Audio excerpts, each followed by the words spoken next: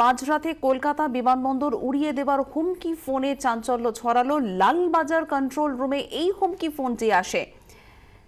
কলকাতা বিমানবন্দর উড়িয়ে দেবার হুমকি ফোন এবং লালবাজার কন্ট্রোল রুমে পুরুষ কণ্ঠে বাংলায় এই হুমকি ফোন আসে। আরো বিস্তারিত জানাবেন আমাদের প্রতিনিধি ঋত্বিক মণ্ডল। ঋত্বিক, কি জানতে পারছো?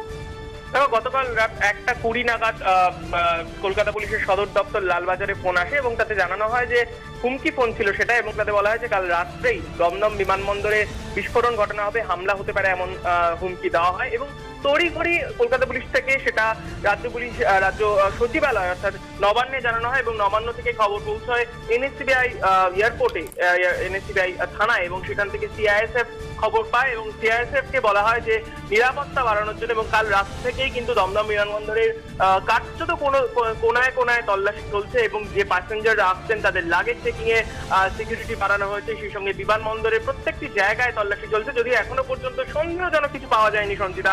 যেটা তদন্তে এখনো পর্যন্ত জানা যাচ্ছে যে এই ফোনটি একটি ল্যান্ডলাইন থেকে এসেছিল, গুয়াহাটির থেকে এই ফোন করা হয়েছিল বলে জানা গিয়েছে। যদিও কে বা কোন উদ্দেশ্যে ফোন হয়েছিল সেটা এখনো জানা যায়নি। কলকাতা পুলিশ গোটা বিষয়টি তদন্ত করছে এবং অন্যদিকে এনএসসিবিআই এয়ারপোর্টে অর্থাৎ দমদম বিমানবন্দরে কিন্তু এই মুহূর্তে সিআইএসএফ তারা নিরাপত্তার দায়িত্ব নিয়ে রেখেছে এবং সেটা অনেকটাই বাড়ানো হয়েছে। সঞ্চিতা, ধন্যবাদ ঋত্বিক।